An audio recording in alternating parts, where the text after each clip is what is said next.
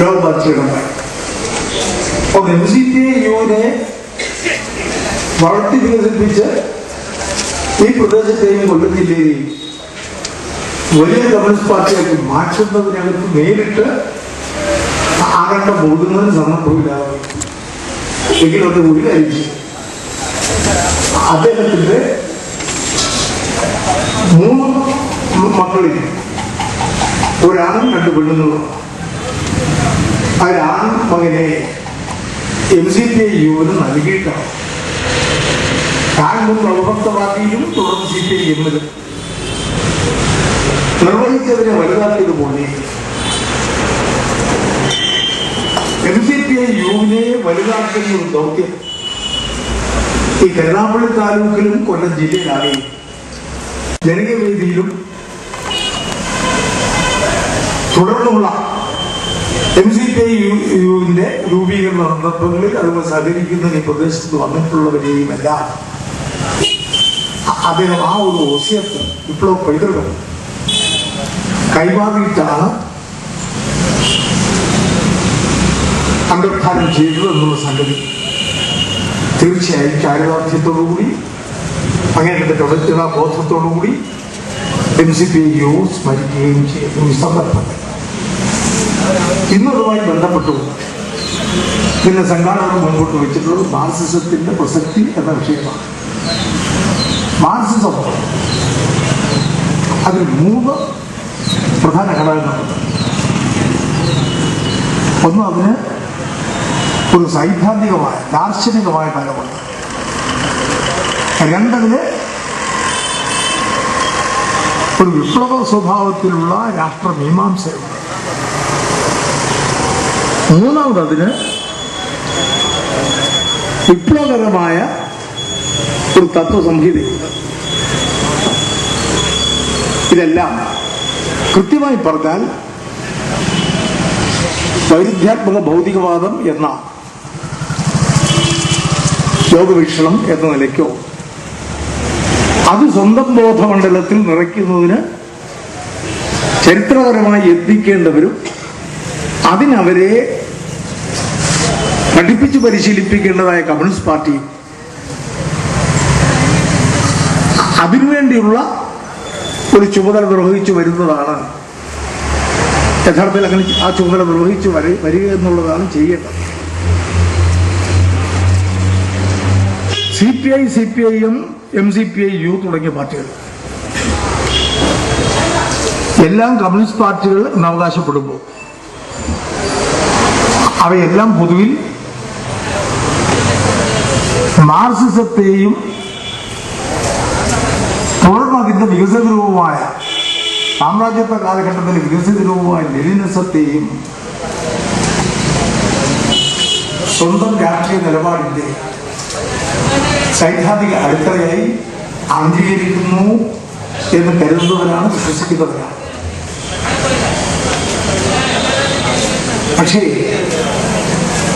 ആ മാർക്സിസം ലെനിനിസത്തോടുള്ള വിശ്വാസപ്രമാണമൊക്കെ അവിഭക്ത പാർട്ടിക്കും തുടർന്ന് CPI-എമ്മിനും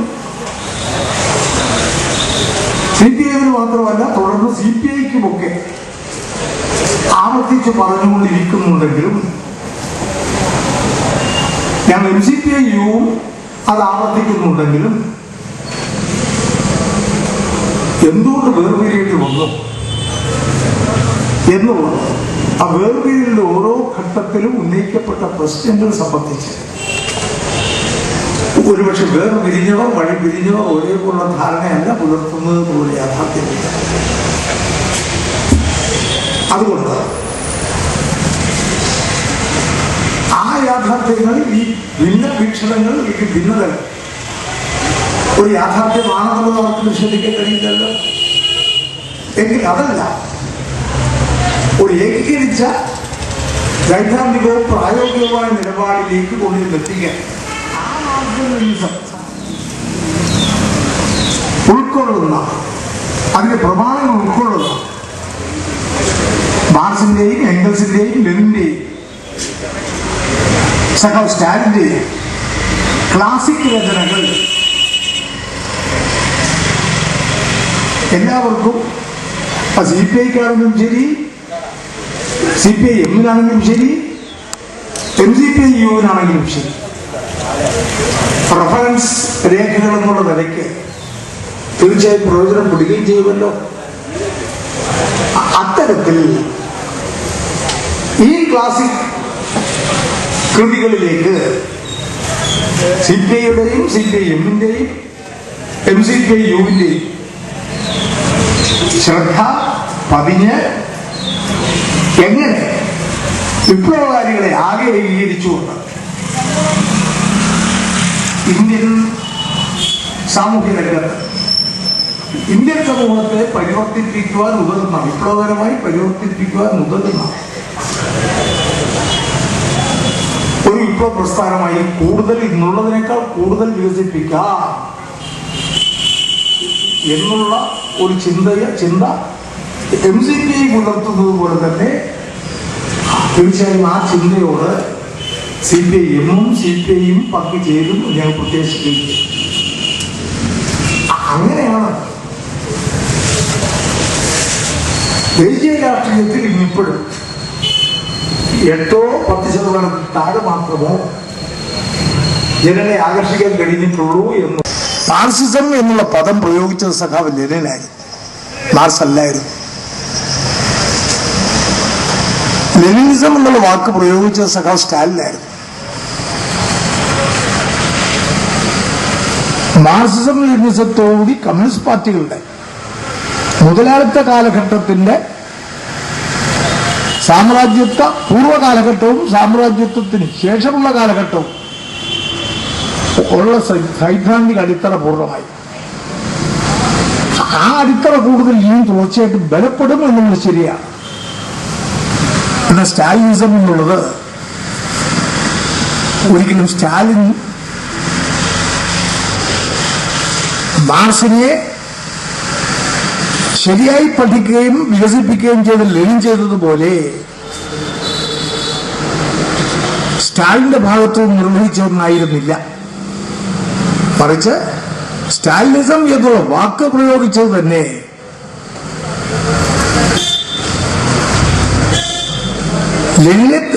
സ്റ്റാലിനെ തകർക്കുന്നു എന്നുള്ള നാട്യത്തിൽ അവർ ഉന്നം വെച്ചത് ലെനിനിസത്തെ തകർക്കാനായിരുന്നു. ലെനിനിസം തകർന്നാൽ ലെനിൻ തകരുകയും തൽഫലമായി മാർക്സിസം തകരുകയും തൽഫലമായി മാർക്സ് തകരുകയും ചെയ്യും എന്ന് കണ്ട ചൂഷകവർഗ ചേരിയിലെ ദുഷ്ടബുദ്ധികളാണ് ലോകാടിസ്ഥാനത്തിൽ സ്റ്റാലിനിസം എന്നുള്ള വാക്ക് മാർക്സിസം ലെനിനിസത്തെ തകർക്കുന്നതിനും മാർക്സിനെയും ലെനിനെയും സ്റ്റാലിനെയും ഞാൻ ചൈനയിലെ പ്രത്യേക ചരിത്രപരമായ സവിശേഷ പരിതസ്ഥിതികളിൽ മാർക്സിസം ലെനിനിസത്തെ സൃഷ്ടിപരമായി പ്രയോഗിക്കേണ്ടത് എങ്ങനെ എന്നുള്ളതിനെ കുറിച്ച് ഉള്ള ചിന്ത മാത്രമാണ് നടത്തുന്നത്.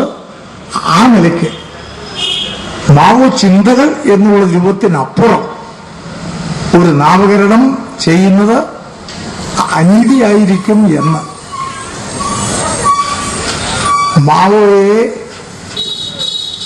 ഒരു പേഴ്സണാലിറ്റി കൾട്ട് ഉണ്ടാക്കത്തക്ക വിധത്തിൽ ഒരു വ്യക്തിപൂജ നടത്തി ആരാധിക്കുന്ന ഒരു വിഗ്രഹം പോലെ അദ്ദേഹത്തിന്റെ അവസാന ഘട്ടത്തിൽ സ്തുതിപാഠകർ വളരെ ബോധപൂർവം അതിനെ അപകീർത്തിപ്പെടുത്തിയതുപോലെ സ്റ്റാലിന്റെയും അവസാന നാളുകളിൽ മാർക്സിസം ലെനിനിസത്തിന്റെ തുടർച്ചയാണ് സ്റ്റാലിനിസം എന്ന് പറഞ്ഞുകൊണ്ട് സ്റ്റാലിനെയും ഒരു വ്യക്തിപൂജാ സിദ്ധാന്തത്തിന് കീഴ്പ്പെടുത്തുന്ന ശ്രമം നടത്തിയ ആളുകൾ ആ ശ്രമം നടത്തുന്നതിന് മുൻപന്തിയിൽ നിന്നിരുന്നവരിൽ ഒന്നാമൻ കമ്മ്യൂണിസ്റ്റ് പാർട്ടിയുടെ സെക്രട്ടറിയും പ്രധാനമന്ത്രിയും ഒക്കെയായി സോവിയറ്റ് യൂണിയനിൽ വന്ന ക്രൂഷ്യേവായിരുന്നു. ആ ക്രൂഷ്യേവ് തുടങ്ങി വെച്ച ആ വ്യക്തിപൂജ നടത്തി സ്റ്റാലിന്റെ കാലഘട്ടത്തിലെ പൂജ നടത്തിക്കൊണ്ടുവന്ന ക്രൂഷ്യേവ് സ്റ്റാലിൻ അന്തരിച്ചപ്പോഴോ സ്റ്റാലിനെ പോലൊരു ചരിത്രത്തിൽ ഇത്രമാത്രം ദുഷ്ടനായ ഒരു ഭീകരനുണ്ടായിട്ടില്ലെന്നും ഹിറ്റ്ലറിനേക്കാൾ ഭീകരനായിരുന്നു എന്നുമൊക്കെ ചിത്രീകരിക്കുന്നതിൽ ഔത്സുക്യം കാണിച്ച ആളാണ്. ഇത് ആവർത്തിച്ചുകൊണ്ടിരുന്ന ക്രൂഷേവിനോട് ഒരു പൊതുചടങ്ങിൽ വെച്ച് ചില ചോദ്യരൂപയുടെ ചോദ്യശരങ്ങൾ ഉയർത്തിക്കൊണ്ട് വിമർശിച്ചു. അല്ല, അദ്ദേഹത്തിന്റെ അവസാന നാളുകളിൽ വ്യക്തിപൂജാ സിദ്ധാന്തം ഉയർത്തിയതിൽ മുൻപന്തിയിൽ താങ്കളല്ലേ നിന്നത്? അപ്പോൾ അദ്ദേഹം ആരാ ചോദിച്ചതെന്ന് ചോദിച്ചു. ചോദിച്ചയാൾ നിശബ്ദമായി ഇരുന്നു എന്നാണ് മാധ്യമങ്ങൾ റിപ്പോർട്ട് ചെയ്തത്. കുറച്ച് കഴിഞ്ഞപ്പോൾ അദ്ദേഹം പറഞ്ഞു, അങ്ങനെയാ ഇപ്പൊ നിങ്ങൾ വെട്ടപ്പെടാതിരുന്നത് പോലെ അന്ന് ഞാനും വെട്ടപ്പെടാതെ സ്തുതിഗീതം പാടുകയായിരുന്നു എന്ന് പറഞ്ഞു. ക്രൂഷേവ് മുതൽ തുടങ്ങിയ ഒരു വഴുതൽ മാർക്സിസത്തിന്റെ ശരിയായ ശാസ്ത്രീയ അടിത്തറയിൽ നിന്നും തെന്നി ഉണ്ടായ ഒരു പതനം ചെന്ന് ഒരു അഗാധ ഗർത്തത്തിലേക്ക് സോവിയറ്റ് പാർട്ടിയെയും സോവിയറ്റ് യൂണിയനെയും കൊണ്ട് എത്തിച്ചപ്പോ അന്ന് അതിന്റെ ക്രൂഷേവ് തുടങ്ങി വെച്ചതിന്റെ പൂർത്തീകരണം നടത്തിയത് ഗോർബച്ചേവായിരുന്നു. ക്രൂഷേവിസം ഗോർബച്ചേവിസത്തിലേക്ക് പൂർണ്ണത കണ്ടെത്തിയപ്പോ സോവിയറ്റ് പാർട്ടിയുടെ കേന്ദ്ര കമ്മിറ്റി പിരിച്ചുവിട്ടു, സോവിയറ്റ് യൂണിയൻ ശിഥിലമായി എന്നുള്ളത് ഇപ്പൊ അനിഷേധ്യമായ ഒരു ചരിത്ര വസ്തുതയാണ്, യാഥാർത്ഥ്യമാണ്.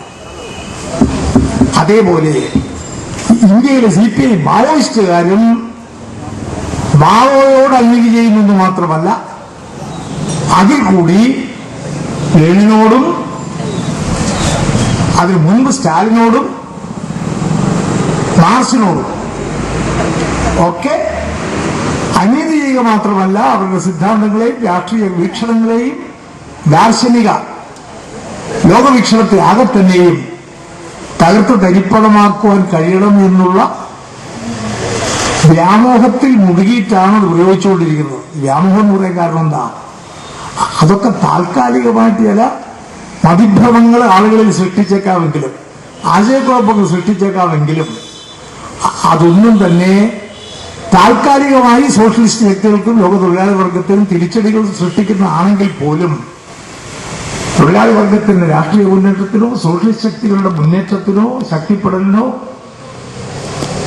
എല്ലാ കാലത്തേക്കും തടയാൻ കഴിയില്ല എന്നുള്ളതിന്റെ നല്ല ലക്ഷണങ്ങൾ ലോകാടിസ്ഥാനത്തിൽ പ്രസ്പഷ്ടമാണ്. കാരണം താൽക്കാലികമായി പല സ്ഥലങ്ങളിലും മുൻ സോഷ്യലിസ്റ്റ് രാജ്യങ്ങൾ പലയിടത്തും മുതലാളിത്തം പുനഃസ്ഥാപിക്കുന്നതിന് അങ്ങനെ വളരെ ശക്തികൾക്ക് തിരിച്ചടി ഉണ്ടാകുന്നു. താൽക്കാലികമായി മുതലാളിത്ത ശക്തികൾക്ക് ഒരു താൽക്കാലിക നേട്ടത്തിൽ കലാശിക്കുമെങ്കിലും ആ നേട്ടങ്ങൾ തികച്ചും താൽക്കാലികമാണെന്ന് സ്ഥിരീകരിക്കുന്ന അനുഭവങ്ങൾ എന്താ തെളിയിക്കുന്നത്? മുതലാളിത്ത നിയമങ്ങൾ പാലിച്ചാലും കുഴപ്പമാണ്. മുതലാളിത്ത നിയമങ്ങൾ പാലിച്ചില്ല പിന്നെ കുഴപ്പത്തിന്റെ അയ്യരുകളിയുമായിരിക്കും. അവർ മുതലാളിത്ത നിയമങ്ങൾ പാലിച്ചാലും ലംഘിച്ചാലും കുഴപ്പമെന്നുള്ളത് അനിവാര്യമാണ്. എന്നാൽ സോഷ്യലിസ്റ്റ് നിയമങ്ങൾ പാലിച്ചാൽ കുഴപ്പമുണ്ടാവില്ല. സോഷ്യലിസ്റ്റ് നിയമങ്ങൾ ലംഘിക്കുകയോ വ്യതിചലിക്കുകയോ ചെയ്താൽ കുഴപ്പമുണ്ടാകും, തിരിച്ചടികളുണ്ടാകും, തകർച്ചയെ നേരിടേണ്ടി വരും. അതിനെ താങ്ങാൻ ആവശ്യമായ ഒരു അടിത്തറ ഉണ്ടായിട്ടില്ല. കമ്മ്യൂണിസ്റ്റ് പാർട്ടിയുടെ അടിത്തറ എന്താ? അടിത്തറ സൈദ്ധാന്തിക അടിത്തറയാണ്, ആശയ അടിത്തറയാണ്. ആശയം സിദ്ധാന്തം എന്ന് പറയുന്നത് ഭൗതിക ലോകത്തിൽ നിന്ന് ഉയിർക്കൊള്ളുന്നതാണ്. ഭൗതിക ലോകത്തിൽ നിന്ന് ഉയിർക്കൊണ്ട് വികസിക്കുന്നതാണ്. അങ്ങനെ വികസിക്കുന്നതായതുകൊണ്ടാണ് കമ്മ്യൂണിസ്റ്റ് പാർട്ടികൾ മുകളിൽ നിന്ന് കെട്ടിപ്പടുക്കുന്നു എന്നുള്ള സങ്കല്പത്തിനിടയായിട്ടുള്ളത്. കമ്മ്യൂണിസ്റ്റ് പാർട്ടികൾ മുകളിൽ നിന്ന് കെട്ടിപ്പടുക്കുന്നു എന്ന് പറഞ്ഞാൽ മുകളിൽ ആരെയെങ്കിലും ഒക്കെ കൊണ്ടുവച്ച് സൈദ്ധാന്തിക അടിത്തറ വളരെ ദുർബലമാണ് ആ കൊണ്ടുവെക്കുന്ന ആളുകൾക്കെങ്കിൽ വലിയ പാർട്ടിയും പ്രത്യക്ഷത്തിൽ തോന്നിക്കുന്ന പാർട്ടികൾ പോലും നിലംപൊത്തും എന്നുള്ളത് ലോകത്തിൽ എണ്ണമറ്റ ഉദാഹരണങ്ങളുണ്ട്. ഇന്ത്യയും കേരളവും ഒന്നും ഇന്ത്യയുടെ ഭാഗമായ കേരളവും ബംഗാളും ഹിന്ദി മേഖലയും ഒന്നും അതിന് അപവാദമല്ല. ഇതിൽ നിന്ന് പാഠങ്ങൾ പഠിച്ചു ഒരു വിപ്ലവ പ്രസ്ഥാനം ഉണ്ടാക്കാൻ, കമ്മ്യൂണിസ്റ്റ് പാർട്ടി ഉണ്ടാക്കാൻ അത് ഇന്ത്യയിലെ ഭൂരിപക്ഷം ജനങ്ങളുടെ വികാരങ്ങളെയും വിചാരങ്ങളെയും രണ്ടിനെയും ഉൾക്കൊള്ളുകയും, എന്നാൽ വികാരം എത്ര ആൾ ജ്വലിച്ചാലും കത്തിജ്വലിച്ചാലും അതിനെ നിയന്ത്രിക്കാൻ കഴിയുന്ന വിചാരത്തിന്റെ കടിഞ്ഞാൽ വികാരങ്ങളെ നിയന്ത്രിക്കാൻ തക്ക വിധം കയ്യിൽ ബലമായി ഉണ്ടാവുക, മനസ്സിൽ നിശ്ചയദാർഢ്യത്തോട് ഉണ്ടാവുക എങ്കിൽ തീർച്ചയായും ബലവത്തായ സൈദ്ധാന്തിക അടിത്തറ ഉണ്ടാക്കുന്നതിന് ലക്ഷ്യമായി അവരെ തിരിച്ചറിയണം. അങ്ങനെ ഉറച്ച ഒരു അടിത്തറ രൂപപ്പെടുത്തുന്ന ജോലിയിലായിരുന്നു കഴിഞ്ഞ ഒരു വർഷം MCPU മുഴുവനായി വ്യാപകമായിരുന്നു. ഒരുപക്ഷെ പല കാരണങ്ങളാണ് കഴിഞ്ഞ ഒരു വർഷക്കാലത്തെ MCPIയുടെ പ്രവർത്തനത്തിൽ സ്ഥിരമായി നിരന്തരമായി പങ്കെടുക്കാൻ കഴിയാത്തത് കൊണ്ടുകൂടി തീർച്ചയായും MCPIയുടെ വിവിധ തലങ്ങളിലുള്ള പല സഖാക്കൾക്കും കഴിഞ്ഞ ഒരു വർഷം കൊണ്ട് MCPIU നിരന്തരമായി യത്നിച്ചത് ഏത് കേന്ദ്രീകരിച്ചായിരുന്നുവെന്നും എന്താണ് തൽഫലമായി ഉണ്ടാകുന്ന നേട്ടങ്ങളുടെയും പുരോഗതിയുടെയും മുന്നൊരുക്കമായ സൈദ്ധാന്തിക അടിത്തറയുടെ ബലപ്പെടലെന്നും അത് നേതാക്കന്മാരുടെ മാത്രം തലയിൽ വീഴ്ന്ന പോരാ, പാർട്ടിയുടെ സൈദ്ധാന്തിക അടിത്തറയിൽ മാറണമെന്നുണ്ടെങ്കിൽ ഏതൊരു പാർട്ടി അംഗത്തിന്റെയും സൈദ്ധാന്തിക ധാരണയുടെ രൂപത്തിലേക്ക് പാർട്ടി പ്രവർത്തകരുടെ ആകബോധമായി അത് മാറേണ്ടതുണ്ട് എന്നുള്ള തിരിച്ചറിവ് വരുമ്പോഴേ അങ്ങനെ പാർട്ടി പ്രവർത്തകരുടെ ആകബോധമായി അതിനെ മാറ്റാനും തദ്വാര ഒരു ഉറച്ച സൈദ്ധാന്തിക അടിത്തറ രൂപപ്പെടുത്താനും കഴിയൂ എന്നുള്ളത് ഒരു നിമിഷം പോലും മറക്കാൻ പാടില്ല. അതല്ലെങ്കിൽ തകർന്നുകൊണ്ടിരിക്കുന്നതും തകർന്നുപോയതുമായ കമ്മ്യൂണിസ്റ്റ് പാർട്ടികളുടെ മുൻകാല സ്മരണകൾ മാത്രം മനസ്സിൽ പുലർത്തിക്കൊണ്ട് എന്നത്തെ നിഗമനങ്ങൾ ദൗർബല്യങ്ങളെ ശരിക്കും മനസ്സിലാക്കി ആ ദൗർബല്യങ്ങളെ തിരുത്തുക എന്നുള്ള ലക്ഷ്യം തിരുത്തുന്നതുവരെ നിർബന്ധമായും പിന്തുടരുകയാണ് ചെയ്യേണ്ടത് എന്നുള്ളതിൽ പൂർവാർജിത ധാരണകൾ കൊണ്ട് മാത്രം അത് പിന്തുടരാൻ കഴിയുമെന്ന് കരുതുന്നതും ഒരുപക്ഷെ പൂർണ്ണമായി ശരിയാകണമെന്നില്ല. കുറച്ച് ശരിയാകും, പക്ഷെ പൂർണ്ണമായി ശരിയാകണമെന്നില്ല. അത്തരത്തിലുള്ള ശരികേടുകൾ, പ്രമാദങ്ങൾ ഒരുപക്ഷെ പ്രായാധിക്യംകൊണ്ടും അനാരോഗ്യം മൂലവും ഒക്കെ നിരന്തരമായ MCPIയുടെ സൈദ്ധാന്തികൾ പ്രായോഗികമായ പ്രവർത്തനങ്ങളിൽ മുഴുകാൻ കഴിയാതെ പോകുന്ന ആളുകൾക്കും കുറേശ്ശേക്ക് അതൊക്കെ സംഭവിക്കാം എന്നുള്ളത് തീർച്ചയായിട്ടും മനസ്സിലാക്കാവുന്ന കാര്യങ്ങൾ മാത്രമാണ്. അതുകൊണ്ട് ഈ കുറവുകൂടി പരിഹരിക്കുക എന്ത് വേണം? സൈദ്ധാന്തിക തലത്തിലും സംഘടനാ തലത്തിലുമുള്ള ബോധ നിലവാരത്തെ രണ്ടിനെയും ഉയർത്തിക്കൊണ്ടുവരാൻ തക്ക വിധം പൂർണ്ണമായി പാർട്ടിക്ക് മുഴുകാൻ, പാർട്ടിയിലെ മുഴുവൻ മെമ്പർമാർക്ക് മുഴുകുവാൻ കഴിയണം എന്നുള്ള ലക്ഷ്യത്തോടുകൂടി ആ പ്രവർത്തനങ്ങൾ മുമ്പോട്ട് നീക്കുന്നതിൽ ഞങ്ങൾക്കൊരു കൊല്ലക്കാലം, ഞങ്ങൾ കഴിഞ്ഞ പാർട്ടി കോൺഗ്രസ് മുതൽ ഞങ്ങൾ ദൗർബല്യങ്ങൾ തിരിച്ചറിയുന്നതിൽ കുറെ അധികം തിരിച്ചറിവ് ഞങ്ങൾക്കുള്ളവരായി ഞങ്ങൾ കാണുകയും അങ്ങനെ കണ്ടപ്പോൾ മറ്റിടതുപക്ഷ പാർട്ടികളുടെ ന്യൂനതകൾ മാത്രമല്ല ഞങ്ങളുടെ കണ്ണിൽപ്പെട്ടത്, മറിച്ച് ആ ഇടതുപക്ഷ പാർട്ടികൾക്കൊക്കെ ഉണ്ടെന്ന് പറയുന്ന ദൗർബല്യങ്ങൾ ഏറ്റക്കുറിച്ചിലോടുകൂടിയാണെന്ന് ചിലതൊക്കെ കൂടി ചിലതൊക്കെ കുറഞ്ഞു ഞങ്ങളിലും അവശേഷിക്കുന്നു, നിലനിൽക്കുന്നു എന്നുള്ള തിരിച്ചറിവ്, ആ തിരിച്ചറിവിലേക്ക് ഞങ്ങളെല്ലാം എത്തി.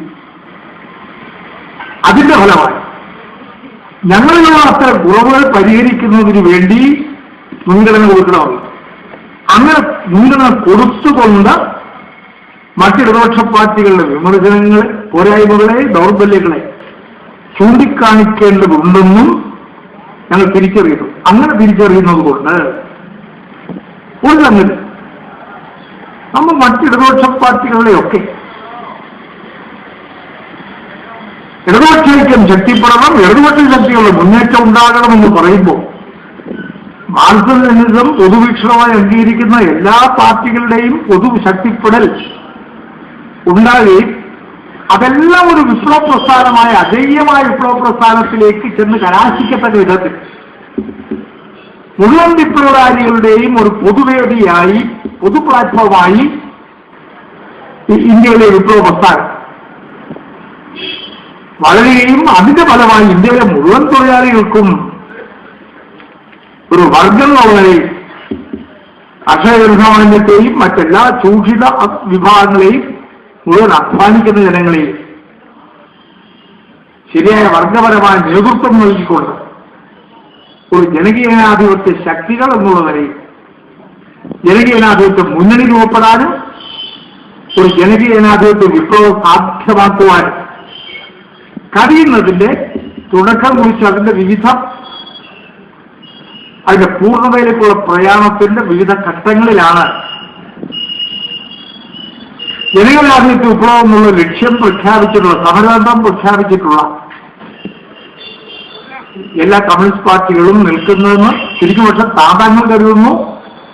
അത് ഇടതുപക്ഷ പാർട്ടികൾക്ക് എല്ലാം കൂടി ബോധ്യപ്പെടേണ്ടതുമുണ്ട്. അങ്ങനെ ബോധ്യപ്പെടണമെങ്കിൽ ഇടതുപക്ഷ ശക്തികളുടെ മുന്നേറ്റം എന്ന് പറഞ്ഞാൽ അത് സ്വന്തം പാർട്ടിയുടെ മുന്നേറ്റം മാത്രമാണ് എന്ന് കരുതുന്ന ബസ്സുകൾ ഞങ്ങളുടെ മുന്നോടിയായി മുൻഗാമികളായി വന്ന ഇടതുപക്ഷ പാർട്ടികൾക്ക് സംഭവിച്ചിട്ടുണ്ടെന്ന്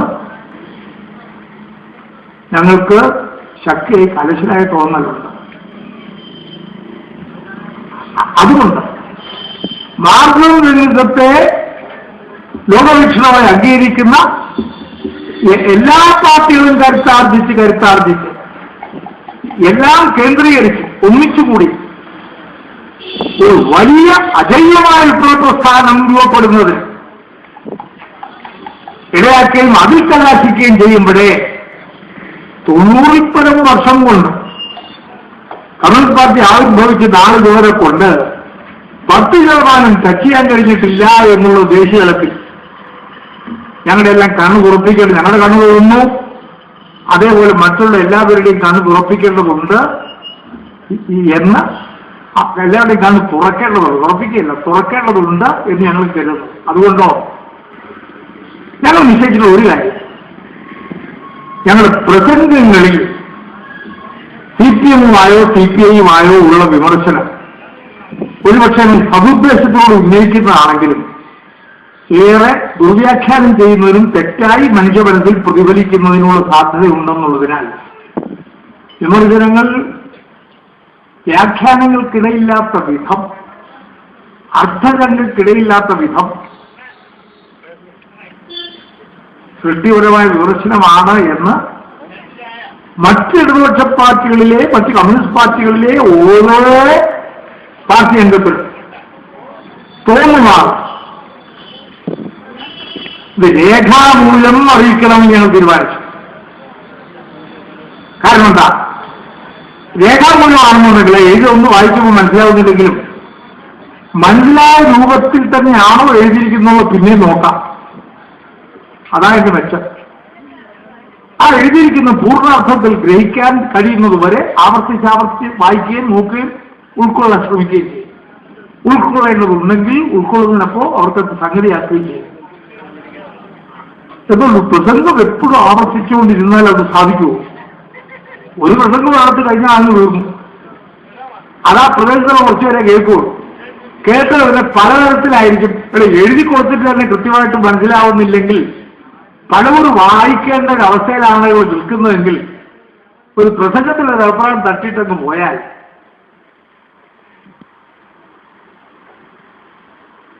പഴമുള്ള കാക്ക ശർദ്ദിച്ചു എന്ന് പറഞ്ഞ പോലാവും. അതുവാ കാക്ക ശർദ്ദിച്ചത് കേട്ടതാ അന്വേഷിച്ചപ്പോ എന്താ പറഞ്ഞു? കാക്ക പോലെ കറുത്ത എന്തോ ഒന്ന് ഛർദ്ദിച്ചതിലോട്ട്. അയാളെ ചോദിച്ചപ്പോ അയാളോടെന്താ കേട്ടത്? അയാൾ പറഞ്ഞു കാക്ക കറുപ്പുള്ള കുറെ കാര്യങ്ങൾ ഛർദ്ദിച്ചതിലുണ്ടായിരുന്നു. അയാൾ ചോദിച്ചു കാക്കുണ്ടോ? ഇല്ല. പിന്നെ എവിടെ നടത്തിയത്? അപ്പൊ വേറൊരാൾ പറഞ്ഞു. എന്താ വേറൊരാൾ പറഞ്ഞത്? കറുത്ത എന്തോ ഛർദ്ദിച്ചതിനകത്തുണ്ടായിരുന്നു. ആ അനുഭവത്തെ കുറെ കൈമാറി ചെന്നപ്പോ ഒരു പ്രസംഗം വന്നാൽ കുറച്ചുപേരെ കേൾക്കൂ. എന്നാൽ ഇന്നത്തെ പ്രസംഗിച്ചത് ഇന്ന സാവ് പ്രസംഗിച്ചത് എന്താണെന്നുള്ളത് പലരിൽ കൂടി കൈമാറി പല രൂപങ്ങളിലുള്ള ധാരണകൾക്ക് അത് ഇടവരുത്തും എന്നുള്ളതിനാൽ ആ വ്യത്യസ്ത രൂപങ്ങളിൽ ധരിച്ചവരുടെ അടുത്തൊക്കെ ഇത് പോയി തിരുത്തുന്നതിന് ഒരു സ്ഥലത്ത് പ്രസംഗം നടത്തിയ ആൾക്ക് പ്രായോഗികമായി കഴിയില്ല എന്നുള്ളത് ഓർക്കെ കൂടി ചെയ്യുമ്പോൾ അങ്ങനെ പ്രസംഗത്തിൽ അതങ്ങനെ നടത്തുന്നതിന്റെ പെശക് ഒരുപക്ഷെ സംഭവിക്കാം, ഒരുപക്ഷെ സംഭവിക്കണമെന്നില്ല. പക്ഷെ പല മനസ്സിലും അത് ആശയക്കുഴപ്പമുണ്ടാക്കുകയും അത് ഇത് ഞങ്ങളുടെ പാർട്ടിയെ ചീത്ത പറയാൻ വേണ്ടി ഏർപ്പാടാണ് നിങ്ങൾ യോഗ വെച്ച് നടത്തുന്നതെന്ന് തെറ്റിദ്ധാരണ ഉണ്ടാകുന്നതിനും ഇടയാക്കിയ നിരവധി എന്നനുഭവങ്ങളുണ്ട്. അത്ഭുതമായോ? ഓരോ യോഗം കഴിയുമ്പോഴും ഇടതുപക്ഷ പാർട്ടികളുടെയിൽ അനൈക്യം ശക്തിപ്പെട്ടുകൊണ്ടിരിക്കും, ശത്രുത വർദ്ധിച്ചുകൊണ്ടിരിക്കും, ശത്രുത മനോഭാവം വർദ്ധിച്ചുകൊണ്ടിരിക്കും. അത് മൊത്തം ഇടതുപക്ഷ ശക്തികളെ ക്ഷീണിപ്പിക്കുന്നതിനും ഓരോ ഇടതുപക്ഷ പാർട്ടികളുടെയും ക്ഷീണത്തിലും കലാശിക്കുന്നതിലും ഒട്ടും അതിശയിക്കേണ്ടതില്ല. ഒരുപക്ഷെ പറഞ്ഞ കാര്യം വളരെ കറക്റ്റായിരിക്കും, ആ അർത്ഥത്തിലൊന്നും ആയിരിക്കില്ല പ്രസംഗം നടത്തി വിമർശനം. എഴുതി രംഗത്തുള്ള അന്തസത്ത പോലെ അല്പം പോലും വിടാത്ത വിധം നല്ല സുന്ദരമായ പാൽപ്പായസം പോലെ അനുഭവപ്പെടേണ്ട കാര്യങ്ങളാണ്, രുചികരമാകേണ്ട സ്വാദിഷ്ടമാകേണ്ട കാര്യങ്ങളാണ് പറഞ്ഞതെങ്കിലും ഉള്ളടക്കം വളരെ പ്രധാനമാണെന്നുണ്ടെങ്കിലും പാൽപ്പായസം വിളമ്പുന്നത് കോളാമ്പിയിലാണെങ്കിലോ കോളാമ്പിയിൽ ഛർദ്ദിക്കുന്നതും അല്ലെങ്കിൽ കോളാമ്പിയിൽ കഫം തുപ്പിയതൊന്നും അല്ല. ഇത് വേറെ കോളാമ്പിയാണെന്ന് പറഞ്ഞാലും ഈ കോളാമ്പിയുടെ രൂപം കാണുമ്പോൾ എപ്പോഴും കുറച്ച് പ്രായ ആളുകൾ തുപ്പുന്ന, രാത്രി എഴുതിട്ട് പോകാൻ പ്രയാസമുണ്ട്, തുപ്പുന്ന കട്ടിലിന് അടിയിൽ സൂക്ഷിക്കുന്ന ഒരു സാധനമാണ് കോളാമ്പി എന്നുള്ളത് കൊണ്ട് കുറച്ച് മണ്ണും കുറച്ച് ഉമിയും അതുപോലെ കുറച്ച് പോയി കളിച്ചിട്ട് പിന്നെ അതിനകത്തേക്ക് തുപ്പി കൊടുക്കും. അല്ലെങ്കിൽ വേറെ ആണെങ്കിൽ സോസ്പാനിലോ വെള്ളം കുറച്ച് വെള്ളവും ഡെറ്റോളോ ഒഴിച്ചിട്ട് അതിനകത്തേക്ക് തുപ്പി കൊടുക്കും. അതിൽ കുറച്ച് സ്പിറ്റും തുപ്പാൻ വേണ്ടിയുള്ളൂ. ഇംഗ്ലീഷിൽ പറയും, നമ്മുടെ മലയാളത്തിൽ കേരളക്കരയിൽ കോളാമ്പി എന്ന് പറയും. ക്ലീനാക്കി ആ കോളാമ്പി വെച്ചിട്ടുള്ളതെങ്കിലും പാൽപ്പായസം അതിൽ വിളമ്പിക്കഴിഞ്ഞാൽ മനപ്പൊടിപ്പ് ഉണ്ടാക്കും, ചിലപ്പോൾ പോക്കാനും തോന്നും. സ്വാദ് ആസ്വദിച്ച് രുചിച്ച് കഴിക്കണം എന്നുള്ള നിലയ്ക്കാണ് പാൽപ്പായസം നമ്മൾ വിളമ്പുന്നതെങ്കിലും അത് നല്ല വൃത്തിയുള്ള ഇലയിൽ വലിയ മലിനീകരണമൊന്നും ഇല്ലാത്തൊരു പ്രദേശത്ത് ആളുകളെ കഴിക്കാൻ പറ്റുന്ന വിധത്തിൽ ഉള്ള ഇരിപ്പടവും കഴിക്കാൻ കഴിയുന്നതും വിഭവങ്ങളും ഒക്കെ വിളമ്പി കൊടുത്താൽ വിഭവത്തിൽ ഇച്ചിരി മോശം ഉണ്ടെങ്കിൽ പോലും, കാര്യമായ മോശം ഉണ്ടെങ്കിൽ അപ്പോൾ പറയുന്നുണ്ട് പൊഴിഞ്ഞു പോയിന്നോ വരിച്ചു പോയിന്നോ. അല്പസ്വല്പം കുറവുണ്ടെങ്കിലും പൊതു എൻവയോൺമെന്റ്, പൊതു ആംബിയൻസ്, പൊതു പരിസ്ഥിതി എന്നുള്ള ഹിന്ദി വാക്കാണ് പരിസ്ഥിതി, സംസ്കൃത വാക്കാണ് പരിസ്ഥിതി. മലയാളത്തിലാണുള്ളത് പരിതസ്ഥിതി എന്നാണ്. മലയാളത്തിലെ പരിതസ്ഥിതിയാണ് സംസ്കൃതത്തിൽ പരിസ്ഥിതി, ഹിന്ദിയിൽ പരിസ്ഥിതി, ഹിന്ദുസ്ഥാനിയിൽ പരിസ്ഥിതി എന്നുള്ളതിനെ പ്രയോഗിക്കുന്നത്. ഇപ്പൊ വന്നത് വ്യാപകമായി പരിസ്ഥിതി പറയുന്നതുകൊണ്ട് എന്താണ് പരിസ്ഥിതി എന്നുള്ളതിനെ കുറിച്ച് ഈ അർത്ഥത്തിൽ മനസ്സിലാക്കാതെ നമ്മളൊക്കെ പരിസ്ഥിതി പറയാറുണ്ട്. അപ്പൊ ആ നിലയിൽ ഇതപ്പറ്റിയുള്ള അനുഭവങ്ങളിൽ നിന്ന് പാഠം പഠിക്കണമെന്ന്. അങ്ങനെ മാത്രമേ നമ്മുടെ ജാഗ്രത ശക്തിപ്പെടുകയുള്ളൂ എന്നുള്ളത് തിരിച്ചറിഞ്ഞുകൊണ്ട് നമ്മൾ നമ്മളെ ശക്തിപ്പെടുന്നതിന് സഹായിക്കണം. മറ്റിടതുപക്ഷ പാർട്ടികളെന്ന് അവരോട് പറയണമെങ്കിൽ മറ്റിടതുപക്ഷ പാർട്ടികളെ ശക്തിപ്പെടുത്താനാണ് ഞങ്ങളും വിമർശിക്കുന്നത് പറയുന്നത് എന്ന് അവർക്ക് കൂടി ബോധ്യപ്പെടണം. ആ തരത്തിലേ നമ്മുടെ സംസാരങ്ങളിൽ പ്രസംഗങ്ങളിൽ ശൈലി വരാൻ പാടുള്ളൂ എന്നും വാമൊഴി അതുകൊണ്ട് വളരെ ശ്രദ്ധാപൂർവം നടത്തേണ്ടതാണെന്നും അത് മുമ്പിലിരിക്കുന്ന ആളുകളുടെ കയ്യടിയെ മാത്രം ലക്ഷ്യം വെച്ചുകൊണ്ട് പറഞ്ഞാൽ മുമ്പിലിരിക്കുന്ന ആളുടെ കയ്യടിയുടെ തോതനുസരിച്ച് ഒരു പക്ഷേ പ്രസംഗ ആവേശവും വികാരവും കൂടി ആ വാമൊഴിയെ കുറെ കൂടി കയ്യടി കിട്ടത്തക്ക വിധത്തിലുള്ള ശരീരഭാഷയും കൂടി കലർപ്പിച്ച പ്രസംഗിക്കുകയും കൂടി ചെയ്താൽ അങ്ങനെ ഇടതുപക്ഷ പാർട്ടികളുടെ നേതാക്കന്മാർ മിക്കവാറും പല ഇടതുപക്ഷ പാർട്ടികളുടെ നേതൃത്വത്തിലുള്ള ചിലരെങ്കിലും ഒക്കെ അവരുടെ ശരീരഭാഷയും അംഗവിക്ഷേപങ്ങളും ഒക്കെ കാണിക്കുമ്പോൾ ഒരു പക്ഷേ പറയുന്നതിനേക്കാൾ കൂടുതൽ ആൾ ശ്രദ്ധിക്കുന്നത് അശ്ലീലത്വ ഉണർത്തുന്ന ചില അംഗവിക്ഷേപങ്ങളൊക്കെയാണെന്നുണ്ടെങ്കിൽ അതിനകത്ത് ആസ്വാദനവും അതിൽ രസിക്കുകയൊക്കെ ചെയ്യുന്ന പലരും കേൾവിക്കാരിൽ വരാം. അവരപ്പോൾ പറഞ്ഞെന്താണെന്ന് ഓർക്കുന്നില്ല. പക്ഷെ ഇങ്ങനെയൊക്കെ കാണിച്ചു കേട്ടോ, ആവശ്യമില്ലാത്ത കൈകൊണ്ട് കാണിച്ചു എന്നുള്ളതായിരിക്കും പിന്നെ അവരുടെ ഇടയിൽ ചർച്ച ചെയ്യുന്ന കാര്യങ്ങൾ. അവിടെ ഞങ്ങൾ തിരിച്ചറിയുന്നത് വാമൊഴിയിൽ ഉപയോഗിക്കുന്ന ഓരോ വാക്കും വാചകങ്ങളും കൂടുതൽ ശ്രദ്ധിക്കണം. കയ്യിൽ നിന്ന് വിട്ട കല്ലും വായിൽ നിന്ന് പോകുന്ന വാക്കും തിരിച്ചെടുക്കാൻ കഴിയില്ല. വായുപുത്രന്മാർക്ക് മാത്രമേ അത് തിരിച്ചെടുക്കാൻ കഴിയുള്ളൂ എന്നാണ് പുരാണത്തിലെ സങ്കല്പം. അതുകൊണ്ട് ഞാൻ അതിലേക്ക് കൂടുതൽ പോകുന്നൊന്നുമില്ല. ഞാൻ പറഞ്ഞ സമയമായിട്ടും കൂട്ടക്കരച്ചിലോടുകൂടി വിട പറയാതെ കർക്കിടകം വിട പറയുന്ന ഒരു സാഹചര്യം ഇപ്പം നിൽക്കുന്നത് കൊണ്ട് നിങ്ങളെ മഴ പൊള്ളിച്ചിട്ട് വിടണം എന്നെനിക്ക് നിർബന്ധവും ഇല്ലാത്തത് കൊണ്ട്, ഞാനത് ആഗ്രഹിക്കാത്തത് കൊണ്ട്, എനിക്ക് പോയിട്ട് കുറേയധികം വർക്കുണ്ട് എന്നുള്ളത് കൊണ്ടും വീഴത്തില്ല. ഒരു പക്ഷെ മഴ പൊന്നിൻ ചിങ്ങമാസത്തിന്റെ പുലരി കാണിച്ചുകൊണ്ട് വരുന്ന പൊന്നിൻ ചിങ്ങമാസത്തിൽ ആ പൊന്നിൻ പുതിയ മലയാളം ആണ്ടിന് തെറ്റുകളാണെങ്കിലും ദുഃഖമാണെങ്കിലും കള്ളക്കർക്കിടകം എന്നൊക്കെയാണ് അതിനെ പലരും വിശേഷിപ്പിച്ചതെന്നുള്ള കേട്ടിട്ടുണ്ടെങ്കിലും ഒരുപക്ഷെ പൊന്നിൻ ചിങ്ങമാസത്തിൽ ഈ തേങ്ങലെല്ലാം അത് ഏറ്റുവാങ്ങി വലിയ വിലാപവുമായി ഇനി തുടർന്ന് സംഭവിക്കുമോ എന്നുള്ളത് പറയാറുമായിട്ടില്ല. പരിശുദ്ധ റമദാൻ മാസത്തിന്റെ 27ാം രാവായിരുന്നു ഇന്നലെ ലോകത്ത് പല രാജ്യങ്ങളിലും. ഇന്ത്യയിലും ചില പ്രദേശങ്ങളിലുള്ളതായിരുന്നു. ചില പ്രദേശങ്ങളിൽ ഇന്നാണ് 27ാം രാവ്. മുൻകൂട്ടി തന്നെ ഈദുൽ ഫിത്തറിന്റെ ആശംസകളും അതുപോലെ തന്നെ തിരുവോണത്തിന്റെ ആശംസകളും ഒക്കെ നൽകി നവോന്മേഷത്തോട് ഉത്സാഹഭരിതരായി നവവർഷത്തെ വരവേൽക്കാം. മലയാളം നവവത്സരത്തെയും തുടർന്ന് ഏതാനും മാസങ്ങൾക്കുള്ളിൽ നമുക്ക് ആംഗലേയ നവവത്സരത്തെയും വരവേൽക്കാൻ ഒരുങ്ങാം എന്ന് പറഞ്ഞുകൊണ്ട് ഞങ്ങൾ CPI-യോടും CPI-എമ്മിനോടുള്ള ഞങ്ങളുടെ വിമർശനങ്ങൾ, CPI മാവോയിസ്റ്റിനോടുള്ളത് ഞങ്ങൾ അങ്ങനെ പറയുന്നില്ല. കാരണം അതിന് മാർക്സിസവുമായി ഒരു ബന്ധവുമില്ല എന്നുള്ളത് പോലെ, സ്റ്റാലിനിസത്തിനൊരു ബന്ധവുമില്ല എന്ന് പറയുന്നത് പോലെ അവർ പറഞ്ഞ് സ്ഥിരിപ്പിക്കാൻ പൊതുവായി ആധാരമായി മാർക്സിസം അവർ അംഗീകരിക്കാത്തത് കൊണ്ട്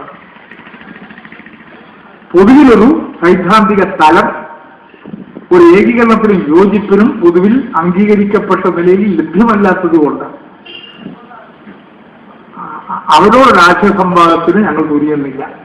എന്നാൽ ഇവർ പറയുന്നതൊക്കെ കേൾക്കും. മാവോയിസ്റ്റുകൾ മാത്രമല്ല, മാർക്സിസ്റ്റ് ലെനിനിസ്റ്റുകൾ എന്ന് പറയുന്ന ML പാർട്ടികളുടെ പല ശാഖകൾ ഇപ്പോഴും ഉണ്ട്. അവരോടും ആശയസംവാദത്തിന് ഞങ്ങൾ മുമ്പ് മുതിർന്നിട്ടുണ്ട്, ഇനിയും തുടരും. അതൊക്കെ ഞങ്ങളുടെ പാർട്ടി പത്രമായ നവവർഷത്തിന്റെ താളുകളിൽ കഴിയുന്നത്ര അർത്ഥശക്തിക്ക് ഇടയാകാത്ത വിധത്തിൽ ഞങ്ങൾ വളരെ മൂർച്ചയോടുകൂടി ഷാർപ്പായി ഉള്ള വിമർശനത്തിന്റെ രൂപത്തിൽ, ലേഖനങ്ങളുടെ രൂപത്തിൽ, പല ലേഖനങ്ങളുടെയും പല മേഖലകളെയും ബാധിക്കുന്ന വിഭിന്നങ്ങളായ ലേഖനങ്ങളുടെ രൂപത്തിൽ അതിലെ ചോദ്യോത്തര പങ്ക്തിയിലൂടെയൊക്കെ ഞങ്ങളുടെ അഭിപ്രായങ്ങൾ പ്രകാശിപ്പിക്കുവാൻ ഞങ്ങൾ കഴിഞ്ഞ കുറേ വർഷങ്ങളായി ഒരു മാസം പോലും മുടക്കം വരാതെ ആ ജോലി തുടരുന്നുണ്ട്. അതിനെയും തുടരും എന്ന ഉറപ്പ് മറ്റിടതുപക്ഷ പാർട്ടികൾക്കെല്ലാം ആ ഉറപ്പ് ഞങ്ങൾ നൽകുന്നു. എന്നാൽ ദുർവ്യാഖ്യാനം ചെയ്യത്തക്ക വിധത്തിൽ കഴിയുന്നത്ര ഞങ്ങളുടെ വിമർശന രൂപത്തിലുള്ള വാമൊഴികളോ ആഭാസകരമെന്നോ അശ്ലീലച്ചുവകളെന്നും തോന്നുന്ന തരത്തിലുള്ള അംഗവിക്ഷേപങ്ങളോ ശരീരഭാഷയോ ഉണ്ടാകാതെ ഞങ്ങൾ ശ്രദ്ധിക്കുന്നതിനും തീരുമാനിച്ചിട്ടുണ്ട്. അതേപോലെ ആ ശ്രദ്ധയിൽ നടത്തിക്കൊണ്ട് ഞങ്ങൾ പോകുമ്പോൾ ഇടതുപക്ഷ പ്രസിദ്ധീകരണങ്ങളുടെ വായനക്കാരോട് ഞങ്ങൾക്കൊരു അപേക്ഷയുണ്ട്. ഞങ്ങളുടെ പ്രസിദ്ധീകരണമായിട്ടുള്ള നവപത്രവും നിങ്ങൾ വായിക്കണം. അത് നിങ്ങളോട് ഞങ്ങൾക്ക് പറയുവാൻ കഴിയുന്നുണ്ടെങ്കിൽ ഇടതുപക്ഷ മണ്ഡലത്തിലെ പ്രസിദ്ധീകരണങ്ങളായിട്ടുള്ള ദേശാഭിമാനി, ജനയുഗം, ജനശക്തി, ഏകോപന സമിതിക്കാരുടെ ജനശക്തി ഉൾപ്പെടെയുള്ള പ്രസിദ്ധീകരണങ്ങൾ വായിക്കണം എന്നുകൂടി ഞങ്ങളുടെ പ്രവർത്തകരോടൊക്കെ ഞങ്ങൾ ആവശ്യപ്പെട്ടിട്ടുണ്ട്. എന്തുകൊണ്ടെന്നാൽ നമ്മൾ നവമതത്തിലൂടെ അവരുടെ നാനാതരത്തിലുള്ള ധാരണകളെ പൂർണ്ണമായി ശരിയല്ല എന്നുള്ള തലത്തിൽ ഞങ്ങൾ നടത്തുന്ന, അതിനെതിരെ നടത്തുന്ന, എതിരായി നടത്തുന്ന വിമർശനങ്ങളെ നവമതത്തിൽ കൂടി എഴുതി അത് ഒരിക്കൽ വായിച്ചാൽ വ്യക്തവരാത്തവർക്ക് ആവർത്തിച്ചാവർത്തിച്ചു വരുത്തി ഉറപ്പാക്കാൻ തക്കുന്ന വിധത്തിൽ അവസരങ്ങൾ തീർച്ചയായും നൽകിക്കൊണ്ട് ഞങ്ങൾ പ്രസിദ്ധീകരണം നടത്തുന്നത് പോലെ അത് വായിക്കണമെന്ന് ഞങ്ങൾ പറയുമ്പോൾ ഞങ്ങൾക്ക് അതിനുള്ളൊരു മോറൽ അതോറിറ്റി, ധാർമ്മികമായ കരുത്ത് കിട്ടണമെന്നുണ്ടെങ്കിൽ, ആധികാരികത വരണമെന്നുണ്ടെങ്കിൽ CPIയുടെ ദേശാഭിമാനി, CPIയുടെ ജനയോ ഏകോപനസമിതിക്കാരുടെ ജനശക്തിയും വായിക്കണമെന്ന് ഉള്ള അപേക്ഷ, അഭ്യർത്ഥന അവരുടെ മുമ്പിൽ ഞങ്ങൾ വെക്കുന്നു. അങ്ങനെ മാധ്യമങ്ങളിലും അംഗീകരിക്കുന്ന വോട്ട് പാർട്ടികളെയും പ്രവർത്തകർ കാണ്ടാങ്ങളുടെ പ്രസിദ്ധീകരണങ്ങളിൽ കൂടി നടത്തുന്ന പരസ്പര വിമർശനം, പ്രസിദ്ധീകരണങ്ങളിൽ കൂടി നടത്തുന്ന പരസ്പര വിമർശനം, ആ പ്രസിദ്ധീകരണങ്ങൾ കൂടി പരസ്പര വിമർശനം വളരെ നിശ്ചിതമായി നടത്താം. പക്ഷെ പ്രസിദ്ധീകരണങ്ങൾ കൂടി തന്നെ വേണം. എന്തുകൊണ്ട്? ആശയക്കുഴപ്പം ഉണ്ടാകാതിരിക്കാൻ ബ്ലാക്ക് ആൻഡ് വൈറ്റ് ആയിട്ട് തന്നെ വേണം, രേഖാമൂലം തന്നെ വേണം. ഞങ്ങൾ നടത്തുന്നത് പോലെ ഞങ്ങളെക്കുറിച്ച്, ഞങ്ങളുടെ പരിപാടിപരമായ ധാരണയെക്കുറിച്ചും ചരിത്ര അനുഭവങ്ങളെ സംബന്ധിച്ചുള്ള ഞങ്ങളുടെ വിലയിരുത്തലുകൾ സംബന്ധിച്ചും 1920 മുതൽ നാളിതുവരെയുള്ള കമ്മ്യൂണിസ്റ്റ് പാർട്ടികളുടെ വളർച്ചയുടെ ചരിത്രത്തിലെ അനുഭവങ്ങളുടെയും പാളിച്ചകളുടെയും ജയങ്ങളുടെയും എന്ന പോലെ ഒരുപക്ഷെ കൂടുതലായി പരാജയങ്ങളുടെയും കാരണങ്ങളെ അഖിലേന്ത്യാ അടിസ്ഥാനത്തിൽ പരിശോധനയ്ക്ക് വിഷയീഭവിപ്പിക്കണം എന്നാണ് ഞങ്ങളുടെ അഭിപ്രായം. അതുകൊണ്ട് ഞങ്ങളുടെ നിലപാടിനെ വിമർശിക്കുന്ന മറ്റിടതുപക്ഷ പാർട്ടികളുടെ വിമർശനങ്ങളെ ഞങ്ങൾ താല്പര്യപൂർവ്വം നിങ്ങളുടെ പ്രസിദ്ധീകരണങ്ങളിൽ ഞങ്ങൾ പ്രതീക്ഷിക്കുന്നു. ദേശാവാണിക്ക് ഞങ്ങളെക്കുറിച്ച് എന്താ വിമർശനം നടത്താനുള്ളത്? ജനങ്ങൾക്ക് ഞങ്ങളെക്കുറിച്ചുള്ള വിമർശനം എന്താ? ജനശക്തിക്ക് ഞങ്ങളെക്കുറിച്ചുള്ള വിമർശനം എന്താ? അതിന് ഏതെങ്കിലുമൊക്കെ തലങ്ങളിലുള്ള നേതാക്കന്മാരുടെ പ്രസംഗത്തിൽ കൂടി കേൾക്കുന്നതിനേക്കാൾ ഉചിതവും ഗൗരവമായി പ്രതികരിക്കുന്നതിനും മനസ്സിലാക്കുന്നതിനും ഉൾക്കൊണ്ടിട്ട് പ്രതികരിക്കുന്നതിനും ഒക്കെ ഞങ്ങളെ സഹായിക്കുന്നത്, കേരളത്തിലുള്ള ഞങ്ങളുടെ പ്രവർത്തകരെ മുഴുവൻ സഹായിക്കുന്നത് തീർച്ചയായും നിങ്ങളുടെ പ്രസിദ്ധീകരണങ്ങളിൽ കൂടി തന്നെയുള്ള വിമർശനങ്ങളാണ്. എന്നാൽ സ്വന്തം പാർട്ടിയുടെ പ്രസിദ്ധീകരണം ഞങ്ങളുടെ ഉൾപ്പെടെ എന്നതുപോലെ ദേശാഭിമാനി വായിക്കാത്ത CPIക്കാർക്കാണെങ്കിലും ശരി, ജനീവം വായിക്കാത്ത CPIക്കാർക്കാണെന്നുണ്ടെങ്കിൽ ശരി, ഏകോപനസമിതിക്ക് ഞാൻ ഈ പറഞ്ഞതാണ് പ്രസിദ്ധീകരണമെന്നുണ്ടെങ്കിൽ അതല്ല വേറെ എന്തെങ്കിലും പ്രസിദ്ധീകരണം ഉണ്ടോ ഇല്ലയോ എന്ന് എനിക്കറിയില്ല. ഉണ്ടെങ്കിൽ അത്തരം സംഗതികൾ ശ്രദ്ധയിൽ വന്നിട്ടില്ല. അതൊക്കെ ചുരുങ്ങിപക്ഷം സ്വന്തം പാർട്ടി പ്രവർത്തകർ വായിക്കുന്നതാണ് ഏറ്റവും നല്ലതെന്നും അതിനെക്കുറിച്ചുള്ള പ്രതികരണവും വിമർശനവും മറ്റു പാർട്ടികൾക്കുള്ളത് എന്തെന്ന് അറിയാൻ വേണ്ടി അവരുടെ പ്രസിദ്ധീകരണങ്ങൾ വായിച്ചുകൊണ്ടും ആശയതലത്തിൽ ഒരു ആരോഗ്യകരമായ സംവാദം, ഒരു ഏകീകരിച്ച ധാരണയ്ക്ക്, ഒരു ഏകീകരിച്ച വിപ്ലവ സൈദ്ധാന്തിക ആശയ ശരിമയാർന്ന ധാരണയ്ക്ക് ആ പരസ്പരമുള്ള ആരോഗ്യപൂർണമായ വിമർശനം പ്രയോജനപ്പെടും എന്നാണ് ഞങ്ങളുടെ ധാരണ. ഞങ്ങളുടെ ഈ ധാരണ തന്നെ തെറ്റാണെന്നുണ്ടെങ്കിൽ അതിനുള്ള വാദമുഖങ്ങളും നിങ്ങളുടെ പ്രസിദ്ധീകരണങ്ങളിൽ ഞങ്ങൾ പ്രതീക്ഷിക്കുകയാണ്. ഞങ്ങൾ ഒരു കാര്യം പറഞ്ഞു, CPIയുടെ നേതാക്കന്മാർക്കോ CPIയുടെ നേതാക്കന്മാർക്കോ ഞങ്ങൾ പറഞ്ഞതിന് വ്യത്യസ്ത അഭിപ്രായം ഉണ്ടെങ്കിൽ തീർച്ചയായും നവവർഷത്തിന്റെ താളുകൾ ഞങ്ങളുടെ ഒരു അഭിപ്രായം നിങ്ങൾ പ്രകാശനം ചെയ്യുമെന്ന് ചോദിച്ചാൽ ആ ഒരു തർക്കവും വേണ്ട, ആശങ്ക വേണ്ട. അതിൽ നിങ്ങളുടെ പേരും നിങ്ങളുടെ പാർട്ടിയുടെ പേരും വെച്ചുകൊണ്ട് ആ അഭിപ്രായങ്ങൾ എന്ന നിലയിൽ അത് പ്രകാശിപ്പിക്കുവാൻ ഞങ്ങൾക്കുള്ള ഇടം, സ്ഥലം അനുവദിക്കുന്ന പരിമിതിക്കകത്ത് തീർച്ചയായിട്ടും നിങ്ങളെ സാധിക്കും. അതേപോലെ ദേശാഭിമാനിക്കകത്തും ഞങ്ങൾക്കുള്ള അഭിപ്രായങ്ങൾ ഏത് വിഷയത്തെക്കുറിച്ചാണെങ്കിലും ശരി ദേശാഭിമാനിക്കകത്തും തരണം ഇടം. അങ്ങനെ തരുമ്പോൾ ഞങ്ങൾക്ക് പ്രയോജനപ്രദമാണ്.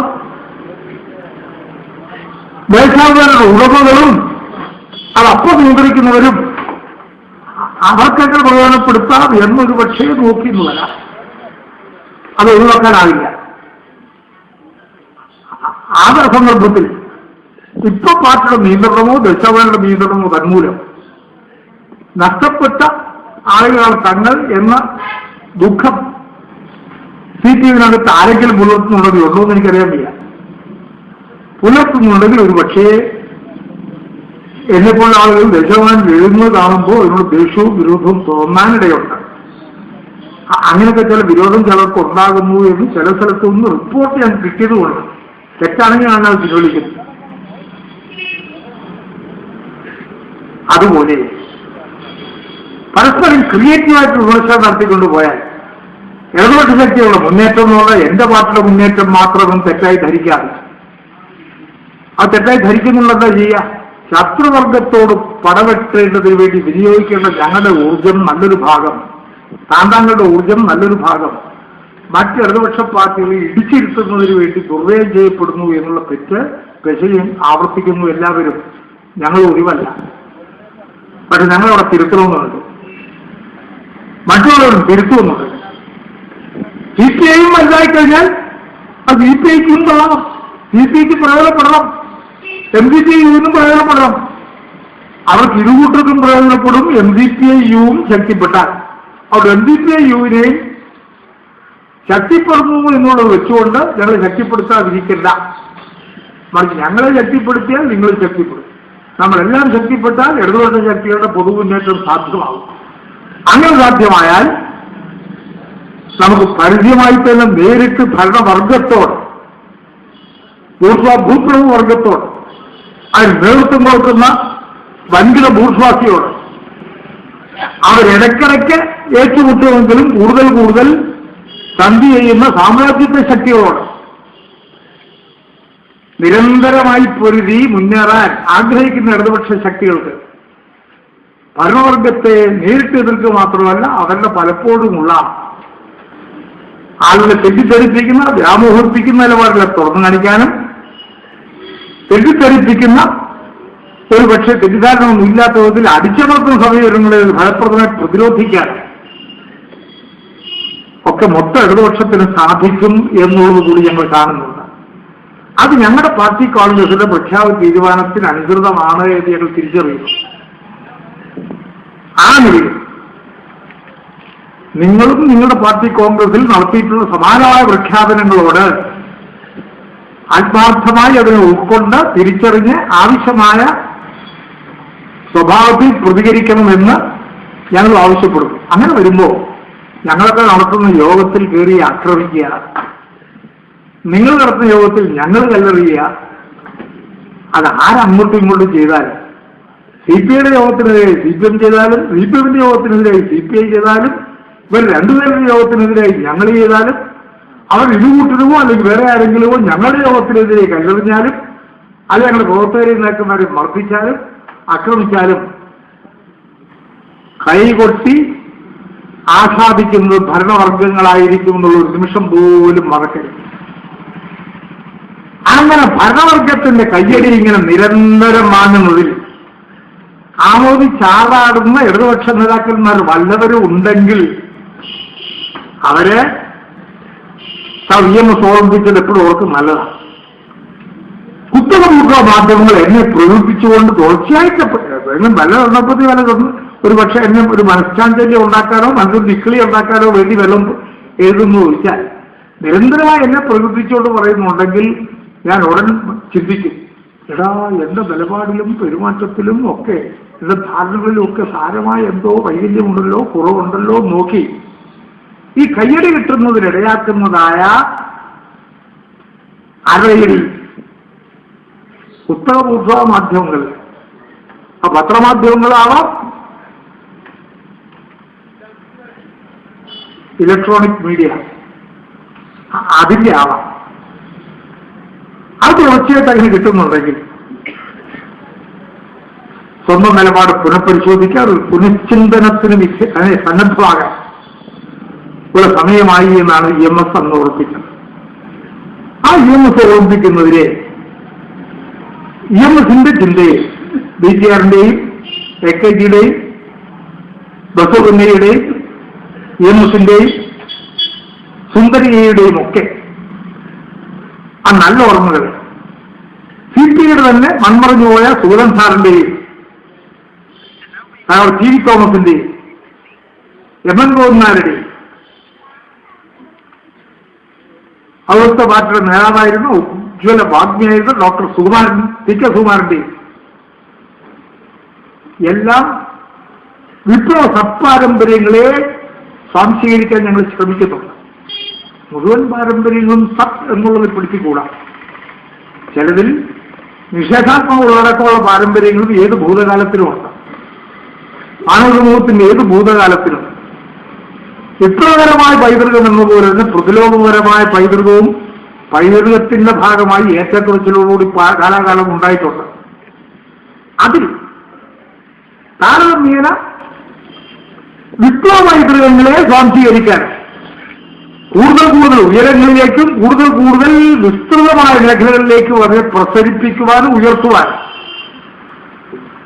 ഒരു ശ്രമമാകണം ഏതൊരു കമ്മ്യൂണിസ്റ്റ് പാർട്ടിയും ചെയ്യേണ്ടതെന്നും അങ്ങനെ വരുമ്പോൾ പ്രഖ്യാപിത വിപ്ലവ ലക്ഷ്യത്തിലേക്ക് എല്ലാ വിപ്ലവ ശക്തിയിലെയും അത് യോജിപ്പിക്കാനും ഒരു വിപ്ലവ പ്രസ്ഥാനത്തിന്റെ രൂപീകരണത്തിനും വിപ്ലവ പ്രസ്ഥാനത്തിന്റെ വിജയകരമായ സാക്ഷാത്കാരത്തിനും അത് സഹായകമായി ആകണം എന്നുള്ളതാണ് ലക്ഷ്യമെങ്കിൽ, അല്ല പൊളിക്കണം എന്നുള്ളതാണ് ലക്ഷ്യമെങ്കിൽ വിപ്ലവ പ്രസ്ഥാനത്തിന്റെ എന്ന് അവകാശപ്പെടുന്ന ഏതെങ്കിലും പാർട്ടിയുടെ നേതൃതലത്തിലോ പ്രാദേശിക തലത്തിലോ നേതാക്കന്മാർ ആരെങ്കിലും അങ്ങനെ ശ്രമിക്കും എന്ന് നമുക്ക് കരുതാൻ സാധ്യതയില്ല. എങ്കിൽ പോലും ജനിച്ച കാലത്ത് തന്നെ TV തലത്തിലും ഒക്കെ സാമ്രാജ്യത്വ ശക്തികൾ പ്ലാൻ ചെയ്ത ചില ഏജന്റുമാർ കടന്നുകൂടിയിരുന്നു എന്നുള്ളത് എന്റെ കാലത്ത് തന്നെ ഒരു ഘട്ടത്തിലും വിസ്മരിക്കാൻ പാടുള്ളതല്ല. അവിടെ ബാബു പറഞ്ഞതുപോലെ ഇടതുപക്ഷ പാർട്ടികളുടെ ഐക്യത്തെക്കുറിച്ചൊക്കെ സംസാരിക്കുന്ന ആളുകൾ സ്വന്തം പാർട്ടിയുടെ ഐക്യം സംരക്ഷിക്കുന്നതിൽ വിജയിച്ചുകൊണ്ടാണ് ആ പറയുന്നതിലേക്ക് മറ്റിടതുപക്ഷ പാർട്ടികളെയും ആകർഷിക്കുവാൻ തുണയാകുന്നത് ഇടയാകുന്നത്. അല്ലെങ്കിലോ സ്വന്തം പാർട്ടിയുടെ ഐക്യം ശക്തിപ്പെടുത്താൻ കഴിയാതെ പോകുന്ന ഒരു പാർട്ടിക്ക് ഇടതുപക്ഷ ഐക്യത്തെക്കുറിച്ച് വാചാലമായി സംസാരിക്കാൻ എങ്ങനെ ഇടപെടുന്നു? മനഃപൂർവ്വം അല്ലെങ്കിൽ മനഃപൂർവ്വമാണെങ്കിൽ അത് പുനഃപരിശോധിക്കില്ല അവരെന്നുള്ളത് നിശ്ചയം. ഇത്തരം മാർക്സിസ്റ്റ് ലെനിനിസ്റ്റ് ധാരണ സംഘടനാതലത്തിലുള്ളതിനെ സംബന്ധിച്ച് ചില ചിന്തകൾ MPക്ക് വികസിപ്പിച്ചുകൊണ്ട് വരുന്ന ചില ചിന്തകൾ ശ്രോതാക്കളുമായി പങ്കെടുക്കുന്നതിന് ലഭിച്ച അവസരം ക്ഷമാപൂർവ്വം കേട്ടുനിന്ന മുഴുവൻ ആളുകളോടും പിന്നെ നന്ദി പ്രകാശിപ്പിക്കുന്നു. കാർത്തികേയനും ഒക്കെ NDPIന്റെ മുൻനിരയിലേക്ക് ഉയർന്നു പ്രവർത്തിക്കത്തക്ക വിധത്തിൽ